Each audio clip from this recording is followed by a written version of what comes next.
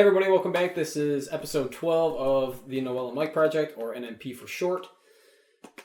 If you're just tuning in, we cover different articles that we find on the internet that are funny, and we give our commentary, or interesting rather. Not all of them. Yeah, not funny all the time, but some of them are rather depressing, but we try to avoid those because of the depressing.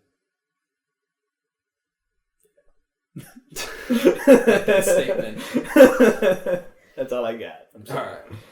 So with that being said, I will jump right into this one. Jump in it, because I heard about this. The Mario Maker game, if you're not familiar with it, you can go in there and build your own Mario levels, play through them, and then you can make your own, upload them online. Other people can play them. There's a glitch to allow players to modify the level and then play it with additional items that they never had access to before, and then get like a ridiculous time completion, score and time. Ridiculous score.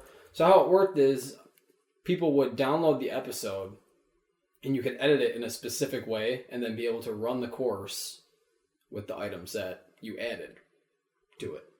So that way you would actually have a chance, So Nintendo finally caught wind of it, and earlier this week they actually took all of the servers down so that you cannot play any online games. And they didn't give any explanation until late. Just recently. Yeah. Like, this was a huge thing. Yeah, so they just called it emergency maintenance, and they made adjustments to the game for a more pleasant playing experience. But, yeah, so people, you'd find a level and it'd be like an expert level, and then you'd look at the time trials and people have like stupid timing for beating it with a high score, and you'd be like, well, how the hell did they do that? Physically not possible, because it's not supposed to be possible, and that was the point. Yeah, the only rule that Nintendo has for levels that get uploaded is that the creator has to beat it. Yeah, they have to beat it at least once in order to upload it, so that way you can't make a level that's physically impossible to beat. Which makes sense. It really does. Sense. But most games that have glitches like this, a lot of times they'll patch it, and then they'll reset the scoreboards or reset the leaderboards or something. They took down the entire network for this. It makes me wonder if they had an error on their end. I don't know what, like but they left the edit out. mode on by accident or debug mode or something. I don't know, but Nintendo isn't really with the times though. Mm-mm. So when it comes to knowing anything about the internet and how it works, they're kind of behind. Yeah, they're kind of behind. So somebody probably over there didn't fully understand what was going on, hit the panic switch, and next thing you know, servers are down. Because honestly, a glitch, something like this, that's not that big of a glitch. No, is it game breaking? Yeah, a little bit, but is it server takedown worthy? Probably not. But they did it anyway, and now they fixed it, supposedly. Yeah, for now. Yeah, makes me wonder. Like, people are gonna go. Makes me wonder, who the hell figured that out? People are always gonna figure out how to hack something. My biggest question is how long is it gonna be before somebody tries to purposely try to shut down the Nintendo network by hacking something else, just to see Nintendo freak out again? Dude, Nintendo hacks their own stuff and freaks out and shuts it down. There's not a large user base for like any hacker to be interested in taking it down. They're more interested in soft modding it and modifying it. They're not looking into destroying the integrity of it. Like, there's people out there who DDoS for like no reason because they're stupid. Yeah. And they basically the rats of the internet.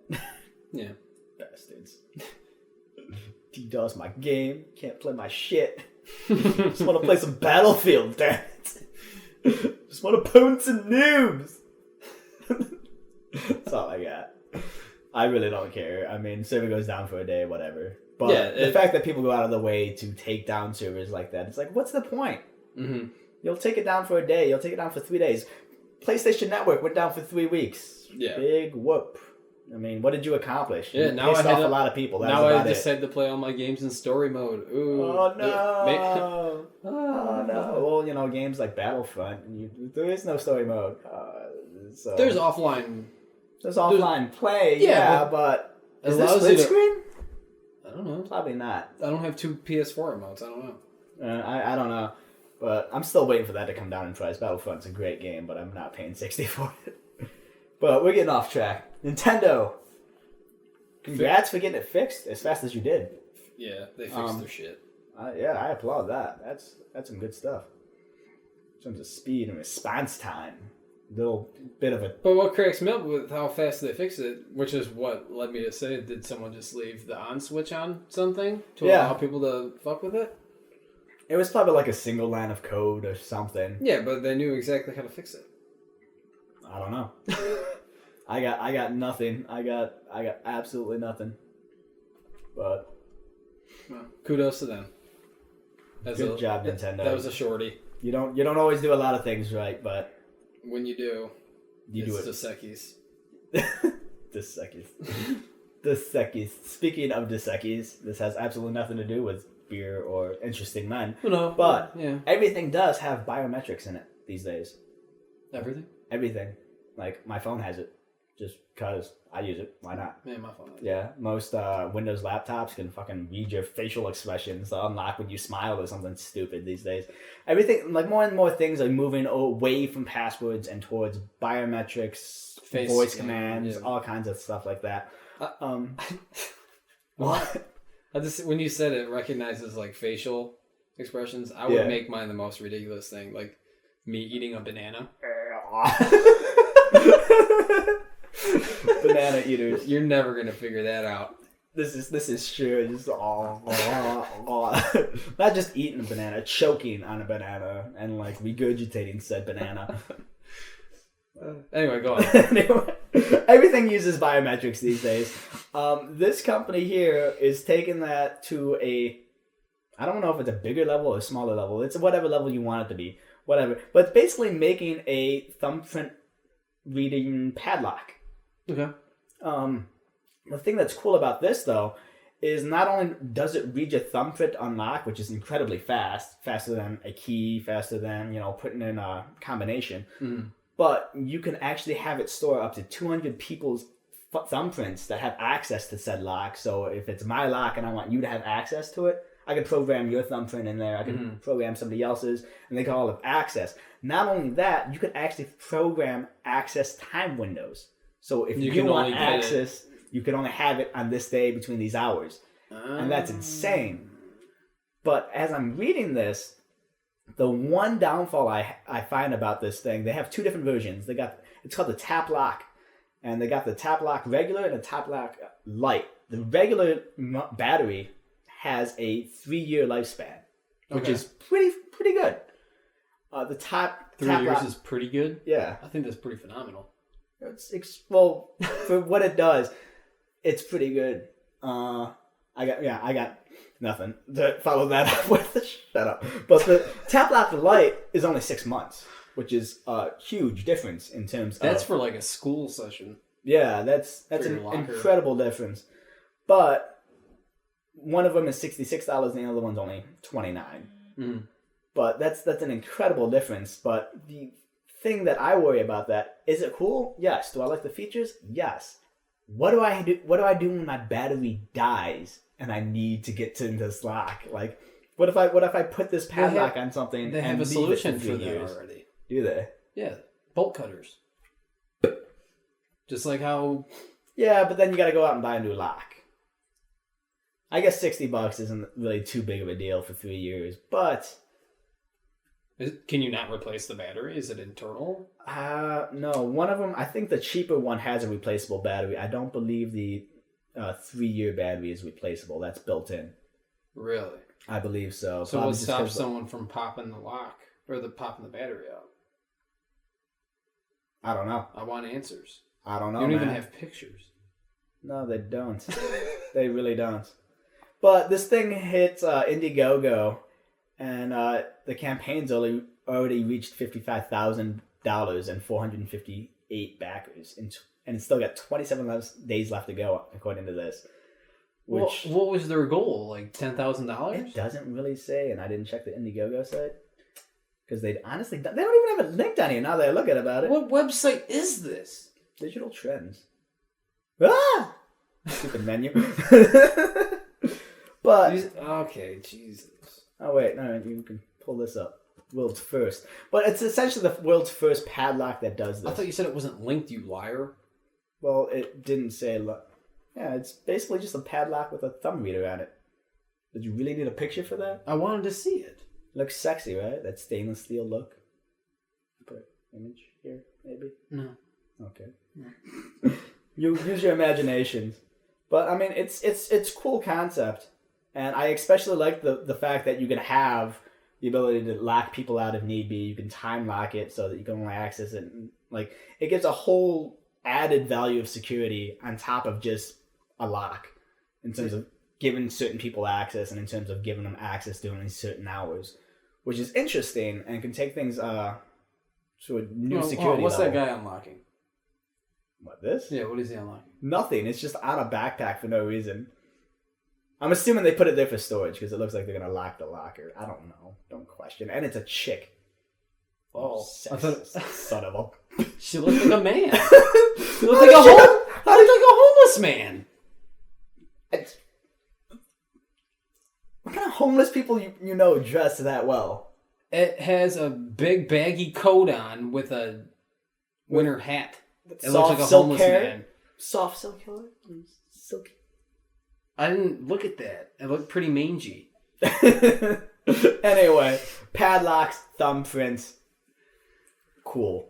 That's all I got. So, they had something similar to this that they made a long time ago.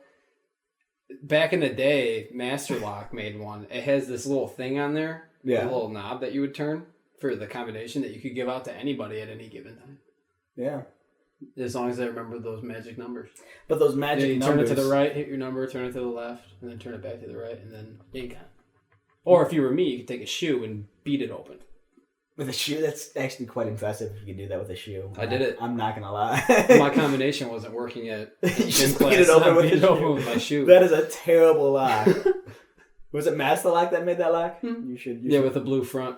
You should write into Master Lock and be like, look here. No, I was able after to beat that, this I bought off one. with a shoe. I bought one of those heavy duty ones with a key on there. Oh yeah, I could not beat that one open.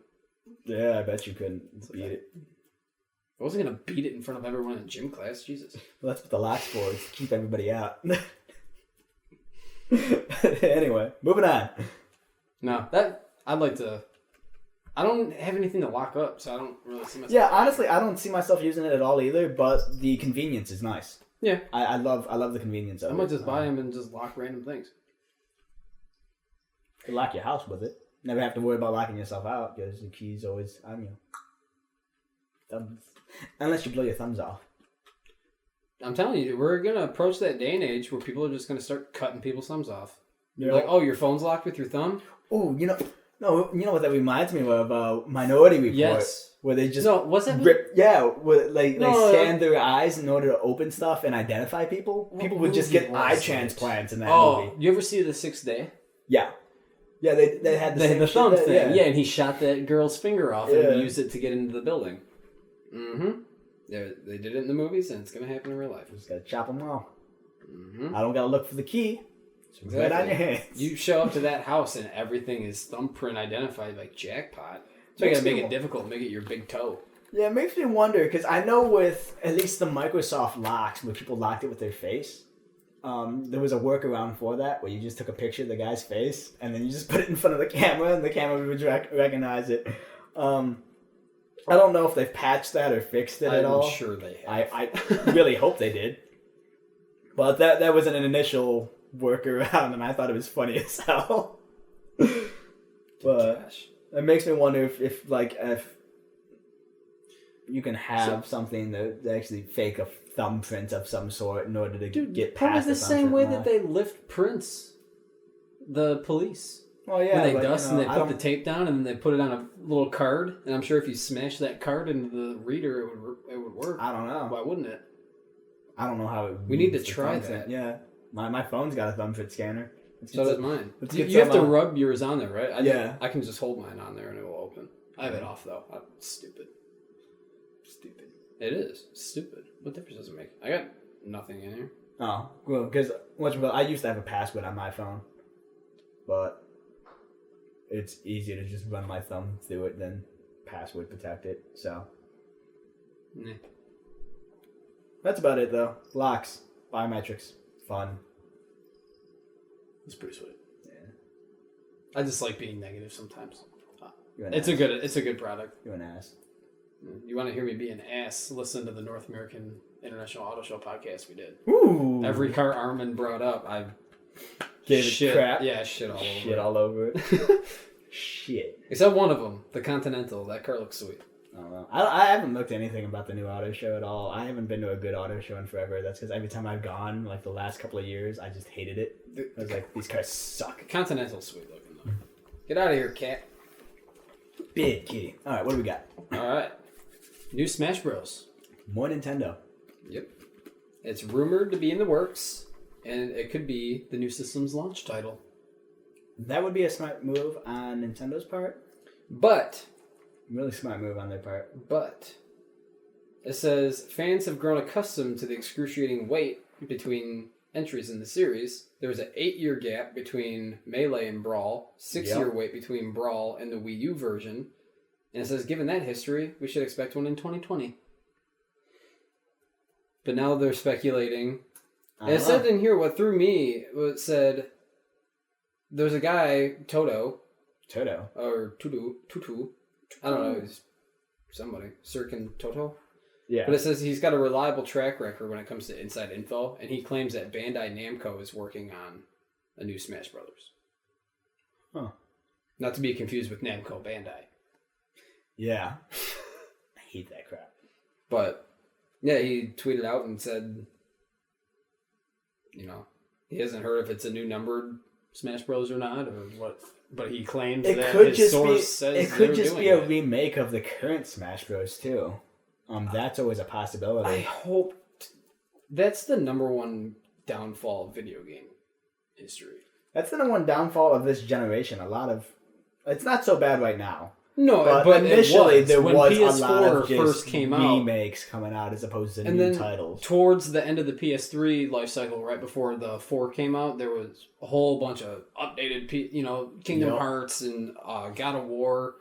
They did that with, and then they did Uncharted for the PS4. Tomb Raider, they upscaled it and did all that. And it's like, dude, this person just bought that game for $60. And then you're going to go off and charge. Now they're going to buy a new $500 system at launch. And the same game. Yeah, the same exact game. I mean, I understand why they do it.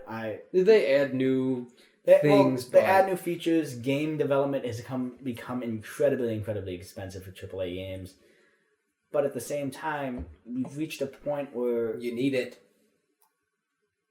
What? You need to spend the money to do it. You don't necessarily need to spend the money. There's plenty of awesome indie games out there that have very small budgets, and they do just as well, if not better, than some of these AAA games. Yeah.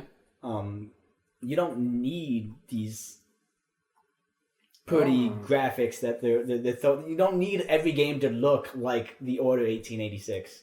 You don't need every game to look like Uncharted. I didn't even see that. Oh, yeah. Cloud was released for Smash Bros. I did not know that. I haven't even played that yet. The new one? Mm-hmm. I got it for 3DS. I enjoy it. I will never enjoy Smash Bros. As much as I ever did Melee. Melee is where it's at for me. I feel like it'd be better, though, on the Wii U. Melee? No, the Smash Bros. Yes and no. I don't like how there's... It's good on the Wii U. Don't get me wrong. It's just... I couldn't get into it on Wii U. I couldn't get into it on 3DS. I enjoy it, but it's too casual for me. I think if I was going to play it on Wii U, I'd buy that thing to use the GameCube remotes. Yeah. That's how most people end up playing it. At least more of the older generation, the hardcore gamers did. But Smash Bros. Great game, don't get me wrong. Although I did recently find out, the single greatest discovery I ever found out, is not somebody, but a team of people got the Melee version of Smash Bros. Working on the Dolphin emulator with online capabilities. Mm-hmm. Meaning I can play Melee online. We touched on that. We might have. Single greatest discovery I ever made in my life. I've yet to test it myself, though. but the fact that it works is awesome. Yeah, because Melee is by far the best Smash Bros. I don't care what anyone says. I mean, feel free to leave all the hate you want in the comments below, but Melee is the best Smash Bros. Ever made. Period. That's all I gotta say about that. If you I concur. Don't agree with me, then you probably don't also agree with vacuums and tubes. I mean, let me ask you something, Mike. Do you like Futurama? Love Futurama. I quote it all the time. Do you like speeds of 750 miles an hour? Can't quite say I've ever been that fast, but I'm sure I would enjoy it. Well, how would you like to be sucked into a tube, Futurama style, at 750 miles an hour? Do my clothes stay on? Yes. Then yeah. Well, that's precisely what this guy wants to create. Elon Musk? Elon Musk and his... The guy's a... Hyperloop. The guy's so futuristic, dude. It's disgusting. Yeah, dude. The thing about this is... So he basically conceptualized this entire thing a while back. I think it was about 3 years ago. And he stated that he just didn't have the time to work out the details. Yeah. So he open sourced it. He had his idea, he open sourced his idea and let the community run with it. And like these guys are coming up with all this stuff. You know, he's not a billionaire for no reason, right? Yeah, like it's genius. It's like have the idea, have everyone else do the work for you and see what they come up with. But basically, anyone who's not familiar with Futurama, there's this transport system in that show where they're basically sucked into a tube. And it takes them wherever they request to go. Yeah, think of it as the same tubes that they used in like a lot of mail rooms. To send something from one end of the warehouse to the other, you just close the door and... Like the tubes you use outside of a bank if you go through the drive-thru. Yep. That's essentially what that is, only big enough to transport people inside, which is straight up insane. They say they can transport, like they could turn a 2-hour flight time into a 30-minute tube time, I guess, for lack of better words. But tube time. Hyperloop time. I'm going to take the tube. The tubes. But the beauty of it is the government... The skyline. Yeah, the government wouldn't even need to buy land to implement something like this. They want it to like stand solely on pylons that they could have like just in the middle of a freeway, essentially, like where they got the barrier. Mm-hmm. They could just put pylons in the middle and just have the thing run right along the freeway almost, which is straight up insane and ingenious because you have basically two modes of transportation in the same... The safety concern... There is a lot of safety concern, don't get me wrong. No, I don't care about stopping. I don't care about any of that. That's not what I'm getting at. But if you're cruising, how do you like divert without smashing yourself into something? I would assume these are mostly like one-way trips. That's not fun. Or one way back and forth. Or I don't know exactly how they would implement a junction of any sort. Don't planes fly that fast anyway? 700 miles an hour? I honestly don't know how fast the 747 can go. Like a jet engine, like a jet, yeah, no problem. But 747, I think they only go about 400. I thought they went faster than that. It's possible. I could be very wrong about that. I don't honestly know. I don't know. Anyway. But so, they have a little like Hyperloop map already? Yeah, essentially they got it mapped out. So there are junctions, but most of it are just like one ways. It looks like to major cities. Is Detroit highlighted on there? Let me see if I can make this bigger at all. Someone stole our tube. The tubes. It's got to be one of these. I want to say if Detroit's any one, it's either going to be that one or this one. No, this one. Yeah, this one's got to be Detroit here, and I'm guessing this one over here is Chicago. That would make sense. And then this one over here would be New York and probably Washington. 747 can go 570 miles an hour. Yeah. So it's not anywhere... Well, I don't want to say it's not anywhere near 7, it's but about it's not 200 miles off. Yeah. But it's still incredibly fast. But you also got to calculate the time it takes you to get into the gate, to get off and pass customs, all that other stuff. You don't technically have to go through any of that with this Hyperloop system. Which is even more terrifying. Yeah, it's like riding a train or riding the bus, essentially. You just show up, you get on, you take off. My question is what is the acceleration and deceleration in something like this going to be? Like, I hope it's instant. Dude, I'm not gonna lie. Like the dragster. That would be awesome, just the experience. I don't know if your body could actually withstand the G-force of 750 instantaneous like that, but... You don't know that, though, because back in the 20s, they were worried if the human body could withstand going 30 miles an hour. Well, you know, human body can't, obviously. I mean, I got enough. But it's an incredibly daunting task to actually put something like this together. Yeah. The fact that it's in the works and it's becoming more and more promising as time goes on, as they test new things and new theories. Again, it's still open source and there's nothing... Did Elon Musk get back involved with it? Let's see. You know who he is, right? I've heard of him. I have no idea. He started PayPal. Okay. Ran that. Sold it. Like a boss. Yep. And then he did something else after that, but then he started Tesla. Yeah, I've heard of that. So he's now producing electric vehicles. And then he also started SpaceX, who has the NASA contract to send goods and different things up to the International Space Station to save NASA money. So he's raking in dough on that. And then they have the Falcon 9 rocket, which is one of the... They've been having problems with it, but they've successfully let it take off. Is that and then come back down and land. They want to use that to transport people back up into space and then back down. Essentially, shoots up. The issue that they're having people now, out, and then it lands back down. The issue that they're having is making it land back onto a platform in the water. That's what they've been trying to do. Why the water specifically? Because after you go up so high, you know, wind blowing and all that stuff, it gets way off course.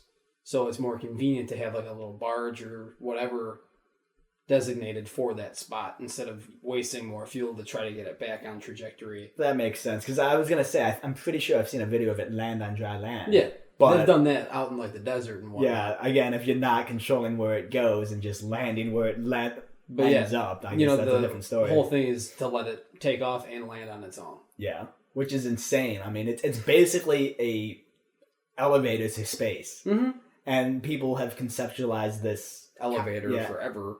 And, you know, the fact that they've gotten this space elevator in some type of functional state is mesmerizing to me. Mm-hmm. This isn't an article, actually, but it does remind me, there's rumors that they want to film parts of Star Wars Episode 8 in actual space. I don't know how they're going to accomplish this. I don't know. I don't see that happening. But it's so expensive. That'd be insane. I know. For sure. I forgot who did it a while back, but somebody actually filmed a music video in space solely for the purpose of being the first person to film a musical video in space. I forgot who did it. I've never heard of that. I'm pretty sure they did it and they accomplished it. And kudos to you, whoever you are. Feel free to leave a note in the comments if you know who that is. But it's not out of the realm of possibilities because they've done it before. I don't know if anything as big as budget as Star Wars, but would be interesting. Yeah. All right. Hyperloops. That's all I got. What do you got? Yeah. All right. Yeah. So, you have Netflix, who started out streaming everything, and then now they're producing their own stuff. Which, kudos to them. Yeah, it's good. They've come a long way. You have Amazon, who was streaming stuff and then started producing their own original series. You have Hulu, who started out streaming stuff and now are producing their own series. So who's left? Apple and potentially Google. But now Apple has been talking to different TV channels and shows and all that kind of stuff about... For Apple TV, I'm assuming? Yeah. Or iTunes, because they're streaming movies out or renting movies out and doing all that stuff. Yeah. So now they're tossing around the idea of producing original series as well. I mean, why not? If the money's there, if you can justify it, why not? Yeah. I think I mean, there are people who are Apple loyal.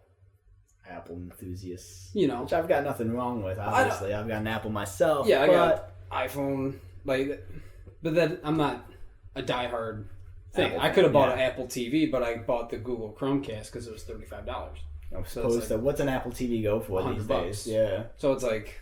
That's a big price difference. And when you got to pay with when you got to make the decision based on your wallet. Yeah, but then there's other things. They're like, on the Apple TV you can play games and like do this, that, and it's like I don't need to sit on my couch and play even more video games. Like, yeah, you're not the buying Chromecast, an Apple TV for video games. Essentially, the Chromecast, I basically have it so that I can stream YouTube videos directly to the TV. Yeah, and if I have Netflix on my phone, which I don't, but if I did, I could just stream Netflix right to my TV through the Chromecast.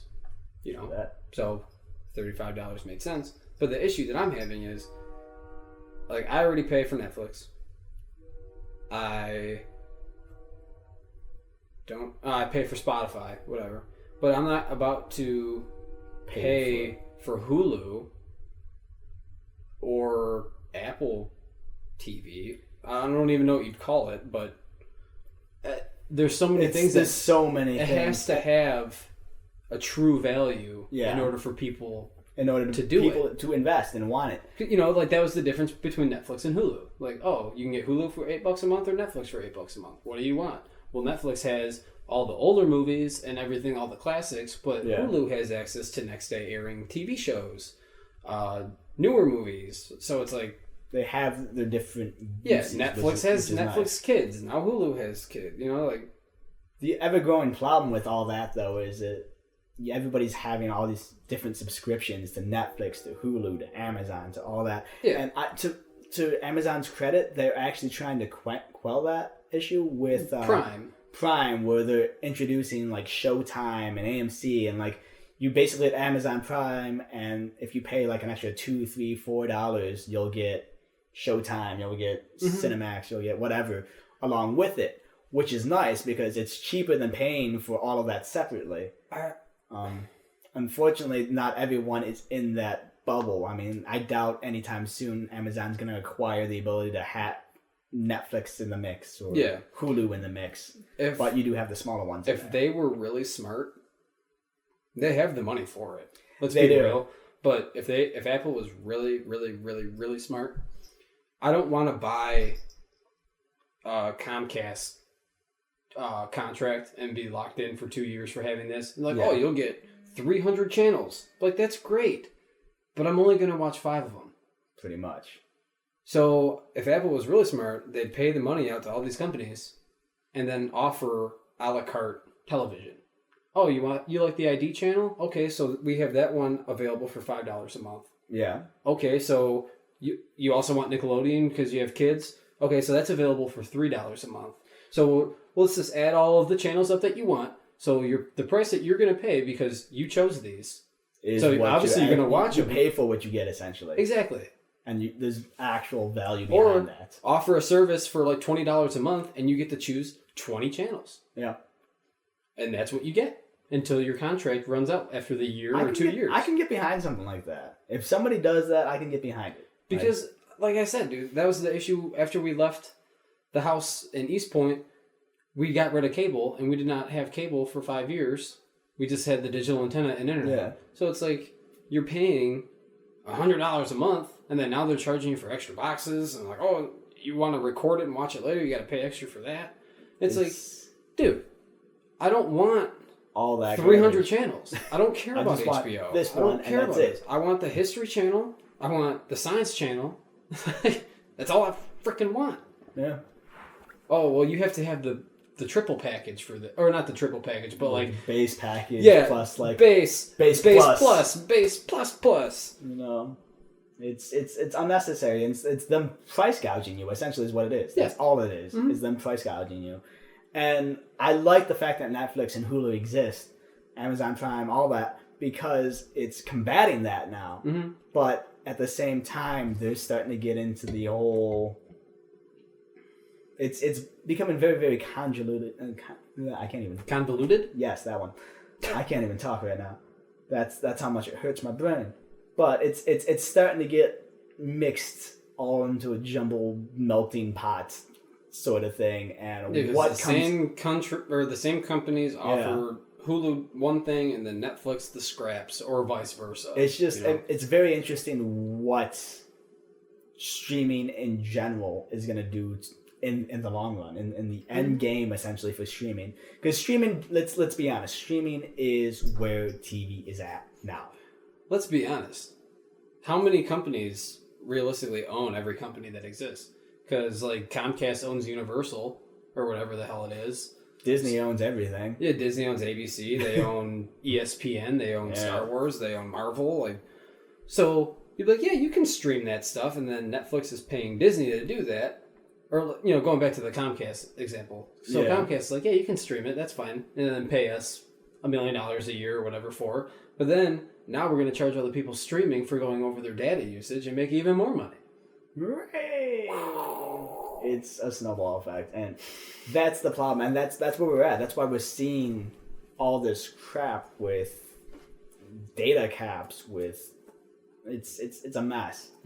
But I'm very, very interested to see what the end game becomes. We're going to get faster internet. We're going to get more reliable internet. Like, people who don't have internet is going to get internet kind of thing.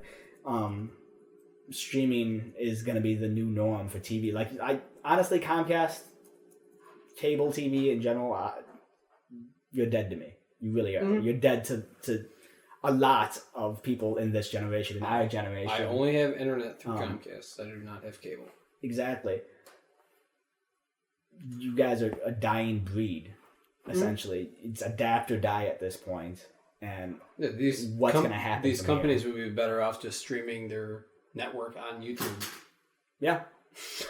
You could honestly probably... Pay YouTube X amount, YouTube Red for whatever, and then... They'd probably make more ad revenue. Yeah, live stream revenue that way. NBC on there, CNN. That actually... Somebody do the math on that. Like, I would love to see somebody actually crunch the numbers to see if, like, a particular channel of a TV show, or just not even a show, just a particular channel in general, went from cable solely to YouTube, and if they would make more or less money.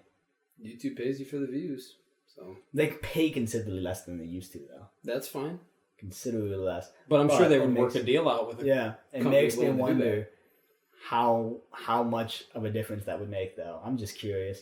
It'd probably have to be somewhere around the same because I have the digital antenna, so it'd have to be along the same lines. Yeah, but the digital antenna, it's local. Yeah. Internet's global. True. The interwebs. I don't know. It'd be interesting. It'd be an interesting read, interesting study. Yeah. Speaking of interesting stuff, this I thought was ridiculous. Let's see, what was this guy's name? Sergio Canvaro? Oh, basically, I thought that was the animal's name. I was like, they gave it a first and last name. Yeah, man.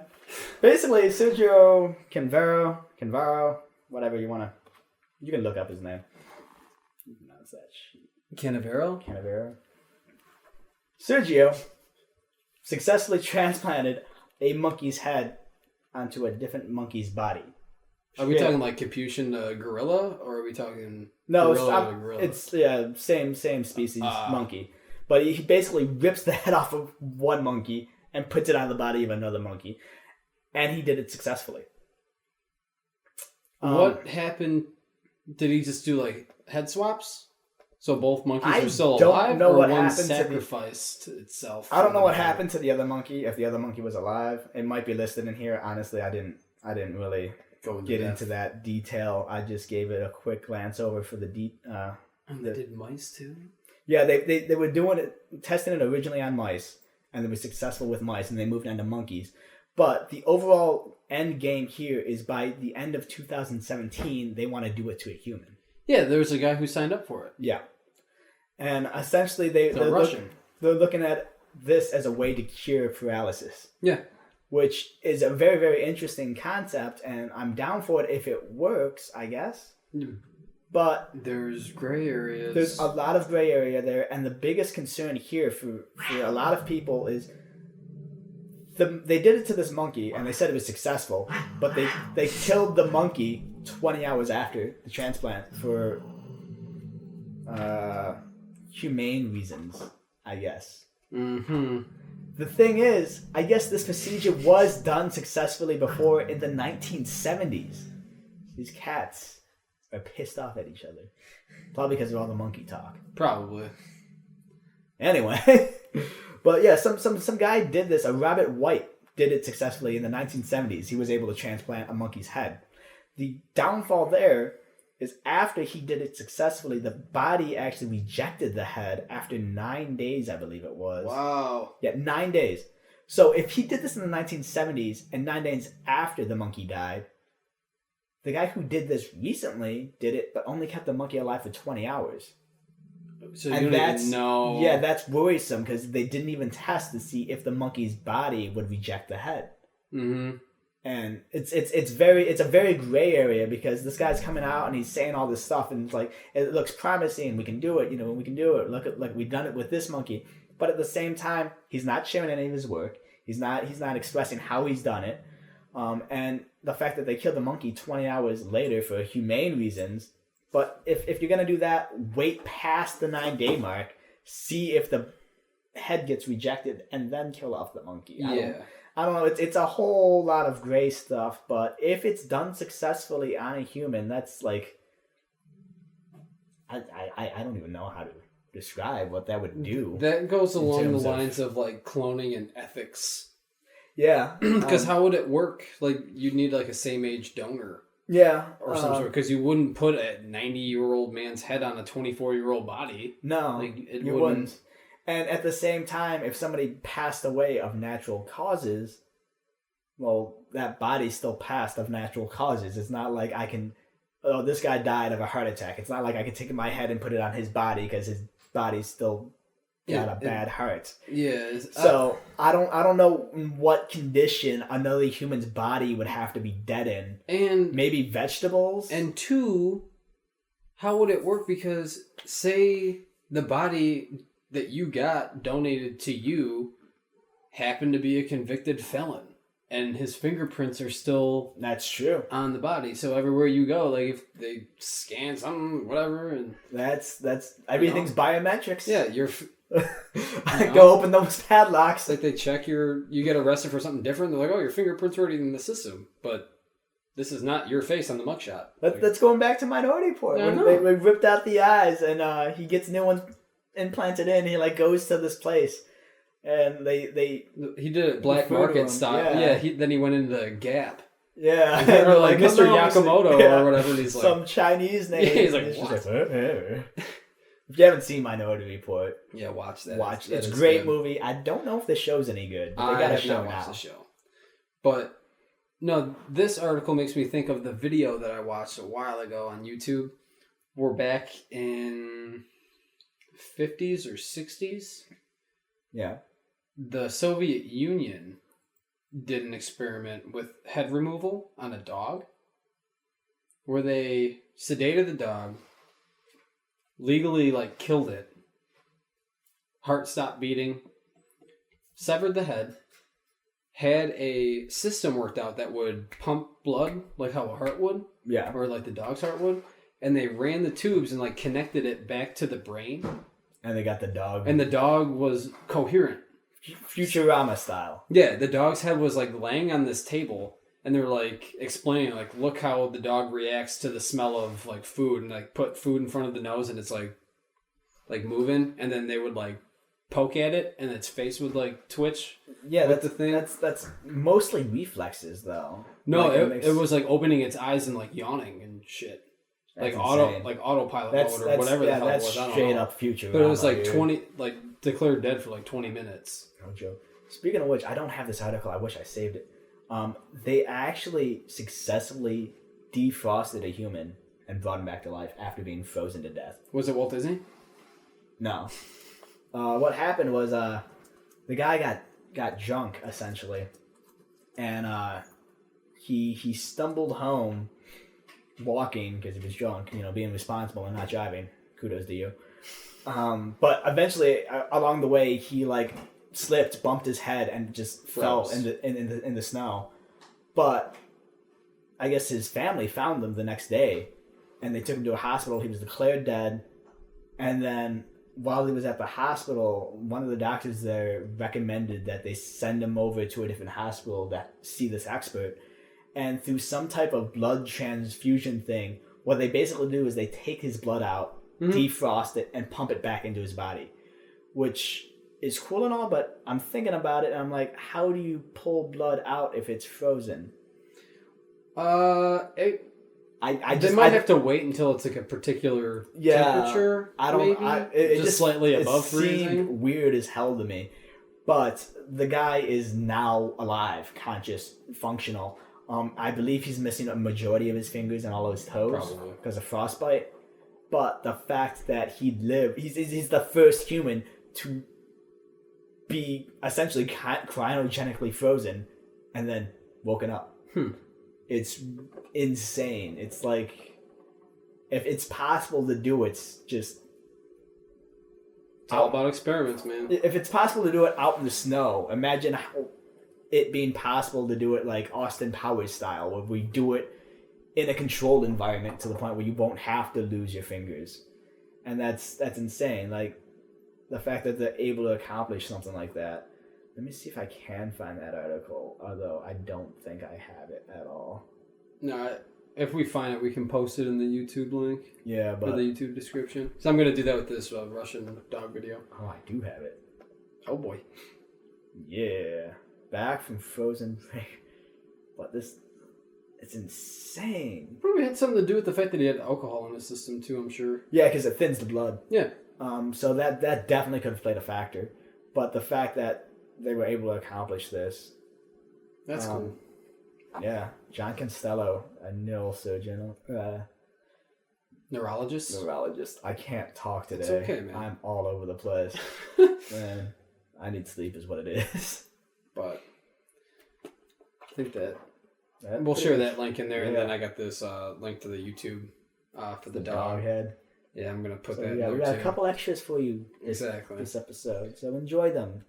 So no secret link this time. I hope you enjoyed the last one. I did.